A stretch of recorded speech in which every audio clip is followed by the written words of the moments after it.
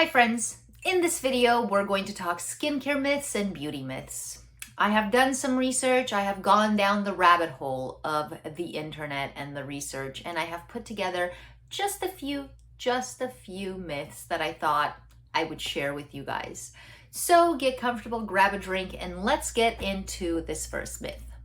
First myth, you only need to wear sunscreen when you're outside.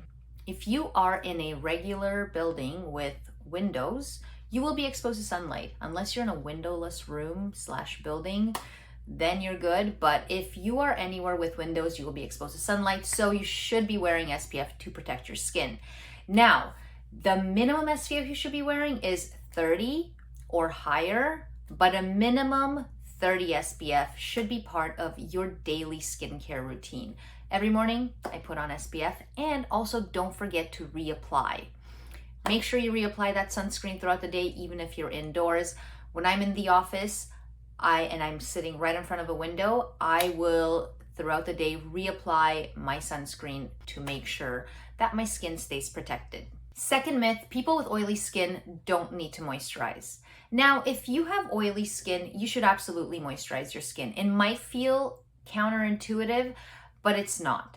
Moisturizing your skin, even when you have oily skin, helps prevent it from becoming dehydrated, but also it helps regulate the oil production. Because when your skin feels dehydrated, it will start overproducing oil to compensate for that dehydration. So using a light moisturizer, like a gel-based moisturizer, will really help add hydration to your skin without adding any extra oil, because you are using a light moisturizer and it will keep your skin nice and hydrated. Third myth, you can actually reduce the size of your pores. Now, that's not necessarily true.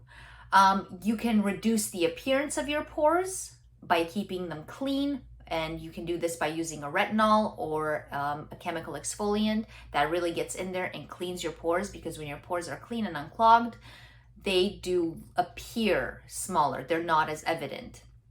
And of course, there's procedures that you can do like microneedling or lasers that can actually help with that as well. But to physically shrink the size of your pores by using some sort of topical cream or serum, that is not possible. Fourth myth, clean beauty, clean skincare, or natural skincare is better for you.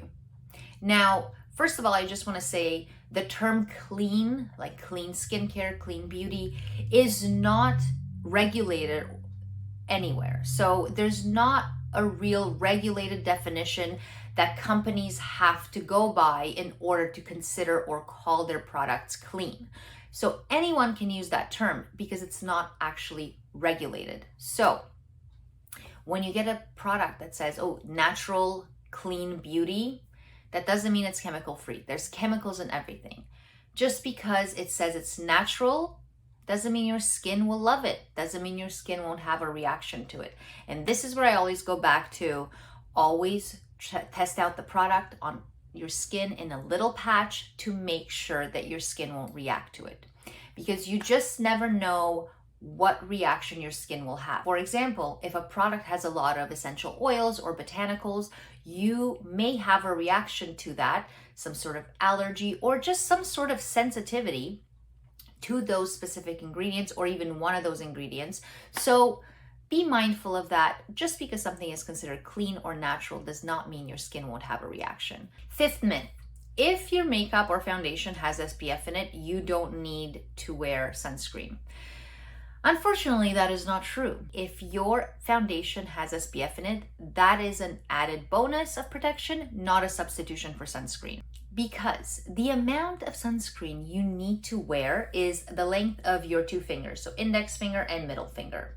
And that is the amount you need to use to get the right level of protection. Now, if your foundation has SPF in it and you're applying the length of your two fingers, and I have tested this out, trust me, it is a lot of foundation.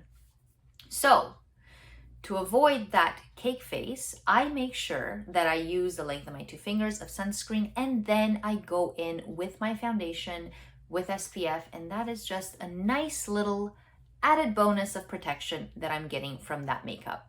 And the last myth is dry shampoo is the answer to all of your problems. So you're probably wondering, what does that even mean? I'll tell you what it means. I was using dry shampoo as if it was going out of style. All the time, regularly, a few times a week, because I thought this is going to solve the problems of me having to wash my hair, because I hate to wash my hair often and I have oily hair.